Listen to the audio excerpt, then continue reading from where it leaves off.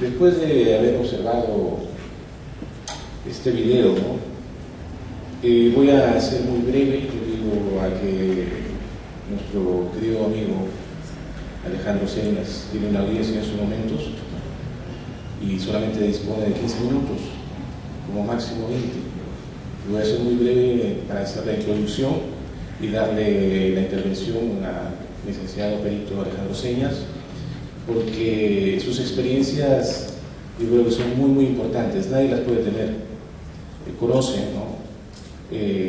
A la persona que ha sido condenada por el delito que vamos a tratar el caso de Enrique Campos Aranda, quien ha estrangulado a la madre de su hija, ¿no? Con quien ha mantenido convivencia, ¿no? Y pues él conoce, como digo, algunas cosas que no están en el expediente. Entonces, Enrique Campos Aranda ha sido condenado por homicidio, ¿no? Parricidio. Se interpone, si no me equivoco, un recurso de nulidad, donde se califica el hecho como parricidio por emoción violenta, ¿no? Produciéndose la pena negativa de la libertad. Bien, ese es muy breve, ¿no? Para conocer más sobre la personalidad, que es lo que nos interesa de esa persona, le voy a dar pase al licenciado Alejandro Señas, perito, ¿no? Y psicólogo del penal, para quien pido un fuerte aplauso para agradecer su participación. Bien, buenos días a los invitados, a todos ustedes jóvenes. En realidad, esos temas nos interesan de sobremanera, toda vez que cuando ocurren situaciones de este tipo genera alarma y uno se pone a pensar por qué suceden estas cosas, ¿no? ¿Qué pasa en la mente de cada uno de estos individuos y cuál es el trato finalmente que hay que brindarles a efectos de poder lograr un cambio?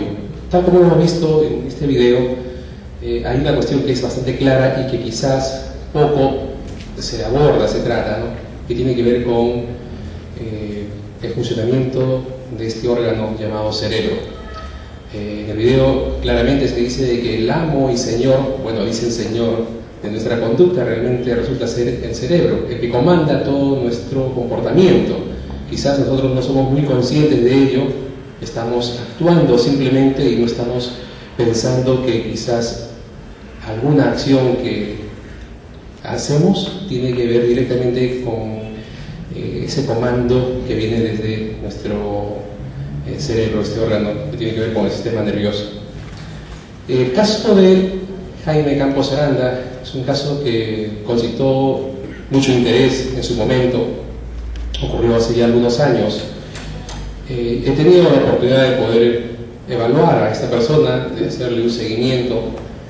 Hemos podido revisar también algunas documentales, principalmente la copia de sentencia, para observar el modo, la forma y las circunstancias en que probablemente ocurrieron los hechos.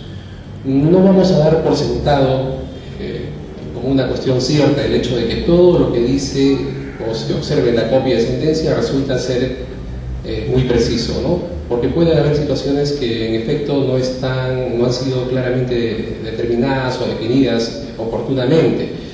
En este caso trato de darle un poco más de valor a la versión o al testimonio que brinda el acusado después de que ya sucedió todo y después que ya fue investigado y condenado, ¿no? Él, como lo acaba de manifestar el doctor Pinillos, fue sentenciado inicialmente a 15 años de pena privativa. Luego, tras una apelación, le rebajan la condena y le ponen 8 años. 8 años atendiendo un poco a las circunstancias de cómo es que ocurren los hechos. Se hace una revaloración de todo esto y se llega a determinar en efecto pues que este señor padecía de un trastorno esquizoide de la personalidad y que probablemente, muy probablemente, el homicidio ocurrió bajo un estado de explosión micropsicótica, es decir, una pérdida de la realidad que se pudo haber presentado, ¿no? En el momento preciso, justamente en el momento en que él se siente que ha sido humillado en su condición de ser humano, principalmente de hombre, tras recibir, por ejemplo, la respuesta de la víctima cuando le dice que en efecto pues ella mantenía una relación con otra persona y que él era mejor que nuestro acusado. Eso evidentemente despertó la ira, la rabia, la condena, y él simplemente actuó inducido por esa situación humillante.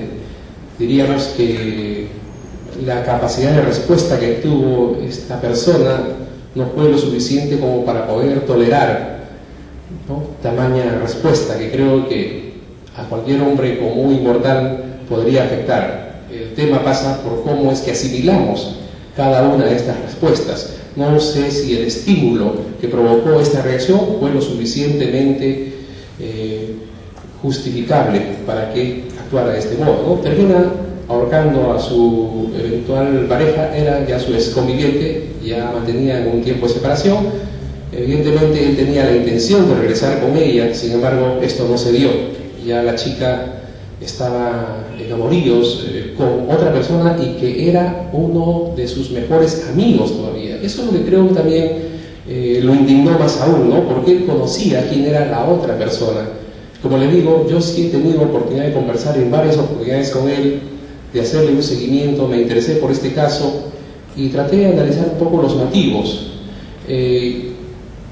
Evidentemente tenemos que entender que la personalidad que mantenía este señor era una personalidad que estaba plagada pues de una serie de situaciones conflictivas, ¿no?, situaciones que se dieron principalmente en el ámbito familiar durante la primera, segunda infancia de su desarrollo, ¿no? Venía de un hogar bastante disfuncional, donde el maltrato fue una conducta recurrente dentro de este entorno familiar, y ocurre pues que en estos casos, cuando se dan situaciones de esta naturaleza y esto es frecuente, se van a generar situaciones traumáticas que a la larga se van luego a evidenciar en los tipos de comportamiento. Lo acabamos de ver en el video justamente, ¿no?, donde los traumas que ocurren durante los primeros años son determinantes para que se estructuren tipos de personalidades con estas características. En este caso, Jaime